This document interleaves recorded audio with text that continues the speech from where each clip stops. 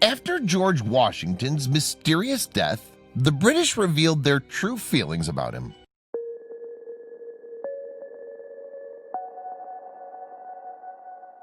But before we start, please make sure to subscribe to Did You Know and hit the bell so you never miss an upload from us. Also, leave a like right now. It was George Washington's last day. The great man had fallen ill just 24 hours earlier on December 13th, 1799, with what at first appeared to be nothing more than a cold and a sore throat.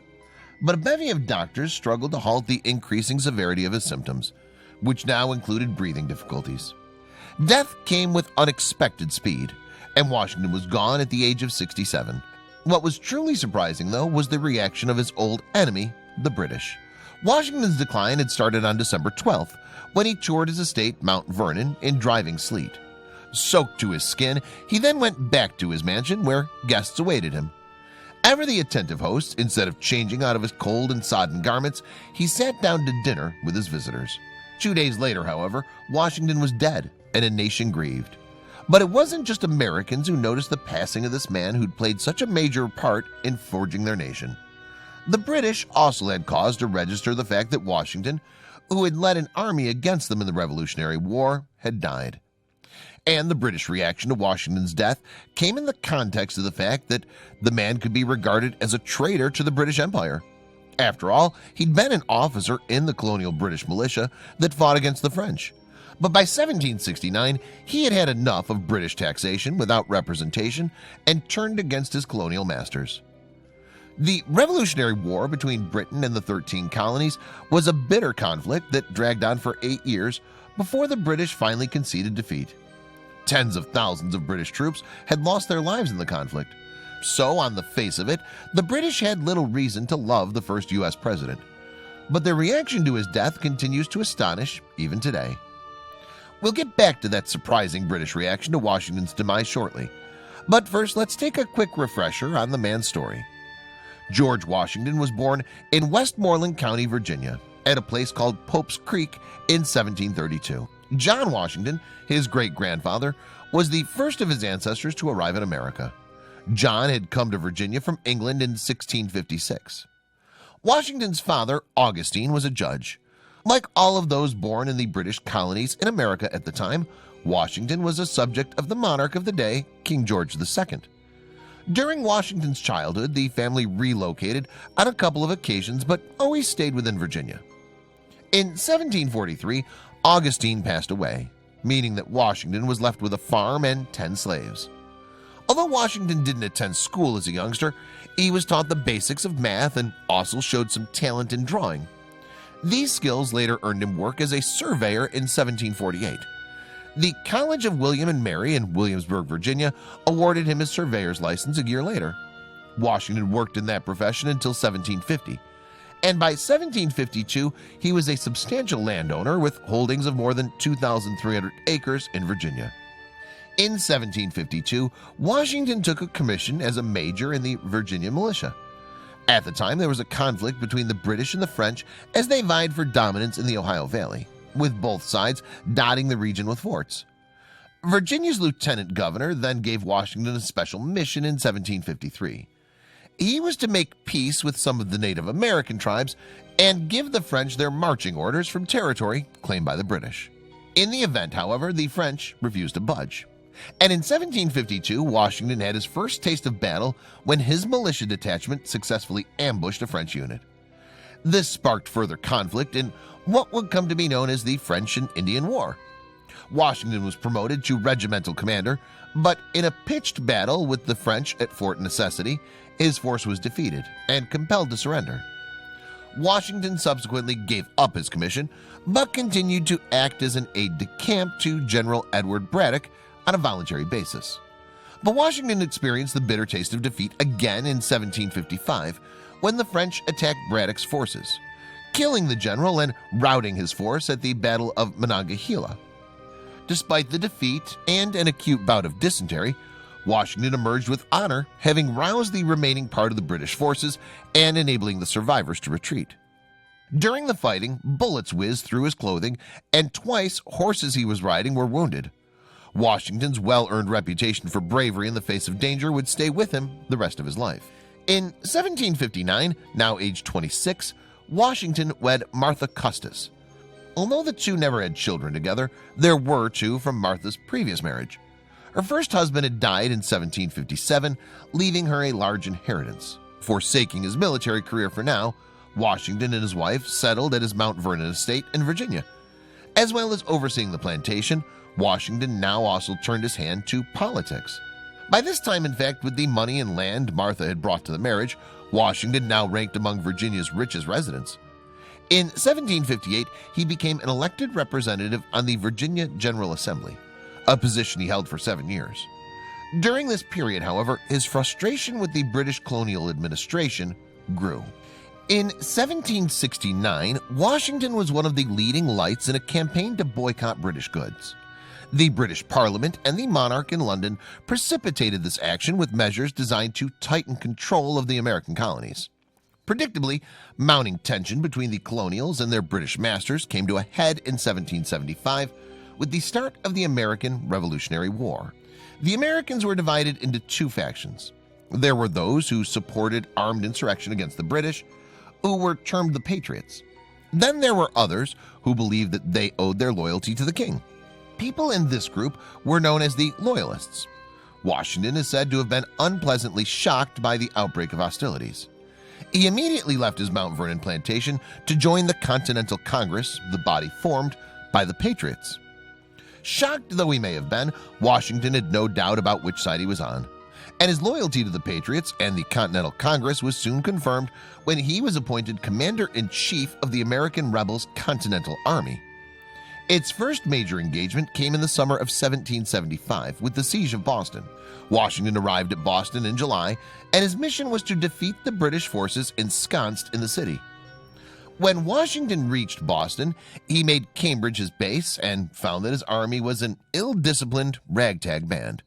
He set about imposing strict discipline with regular drilling and introduced flogging for miscreants. Eventually, in March of 1776, Washington's force succeeded in dislodging the British from Boston, who fled by sea. This was the first notable victory for the rebels. But there would be no quick victory in this war for independence from the British. In fact, the conflict was to drag on for another 8 years. Notable events during the war included the Declaration of Independence in 1776. Despite this act of defiance, though, Washington's troops were subsequently forced into retreat after the Battle of Long Island. The Long Island defeat and resulting retreat marked a low point in Patriot fortunes and a nadir for Washington himself. Even some of his own troops and supporters were turning against him. Then, however, came a victory that revitalized the rebels' cause.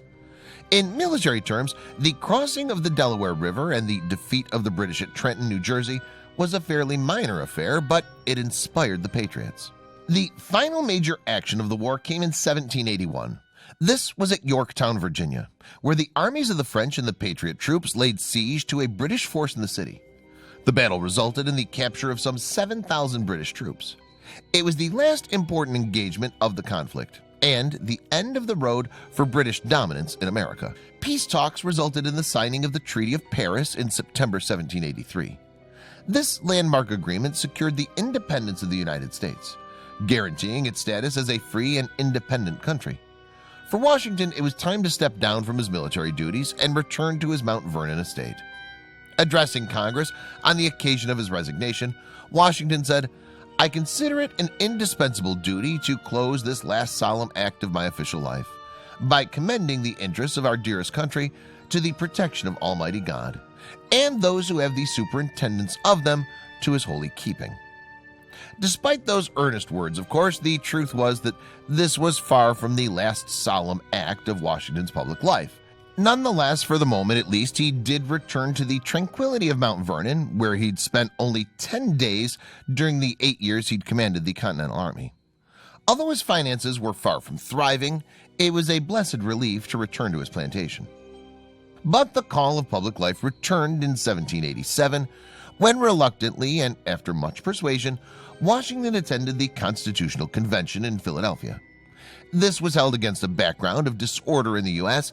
and calls for a new constitution to stabilize the young nation. Washington attended the convention as part of the Virginia delegation, having refused an invitation to lead it. Once Washington appeared at the convention, however, the delegates wasted little time in nominating him as the body's president general. 2 years later, the convention went on to elect Washington as the first president of the U.S. In spite of serious misgivings about once again departing Mount Vernon for public life, Washington traveled to New York in April 1789 for his inauguration. The ceremony was held in New York City's Federal Hall, and a crowd of some 10,000 was entertained by a marching band and a 13-gun salute. Washington declined a salary, but Congress insisted that he accept $25,000 a year for the inevitable expenses of the presidency. So, having led the country to freedom as military commander-in-chief, Washington now stood at the head of a youthful nation as president. In his acceptance speech, Washington implored God to consecrate the liberties and happiness of the people of the United States. The new president's view was that he would serve one 4-year term only. But the perilous state of the nation convinced him to agree on a second term. Moreover, despite the political discord that surrounded him, he built a reputation as a nonpartisan leader. Washington's patience must have been sorely tried by the bitter rivalry between two leading figures in his administration, Thomas Jefferson and Alexander Hamilton. The latter was a Federalist, while Jefferson emphasized states' rights, reflecting tensions that trouble the U.S. to this day. In fact, it can be argued that their constant feuding over policy was a key factor in Washington's decision to agree to a second term. However, Washington needed a lot of persuasion to take that second term of office. Ironically, arch enemies Hamilton and Jefferson were both among those who succeeded in convincing Washington to agree to another 4-year term. It was one of the few things the bitter rivals agreed on. In March 1793, the Electoral College unanimously elected Washington as president for the second time. Washington was finally able to relinquish the presidency in 1797, and it seems that this event came not a moment too soon as far as he was concerned. The American press and his political enemies had been increasingly hostile towards him as his presidency drew to a close, something he bitterly resented. Washington also believed that the nation would be best served by a genuine contest for the presidency. At last, Washington was able to return to his beloved Mount Vernon and Martha, but it still wasn't quite the end of his public life. Hostilities with revolutionary France had broken out in 1798, and Washington now reprised his role as commander-in-chief of the U.S. military. It seems his position was largely symbolic, though, with Alexander Hamilton actually taking the day-to-day command. In the event, the conflict was limited, with no fighting on American soil. Sadly, though, Washington had little time to enjoy his life after retiring from the presidency. As we saw earlier, it was less than 3 years later, in December 1799, that Washington fell ill and died at his Mount Vernon estate. The onset of his illness was shockingly sudden after he'd taken a soaking in freezing weather while touring the Mount Vernon acres. The doctors bled Washington, extracting several pints of blood, but this treatment did nothing to ease the badly swollen throat that troubled him.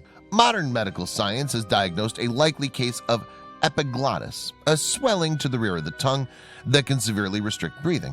The loss of so much blood may have been a factor in Washington's death at the age of 67.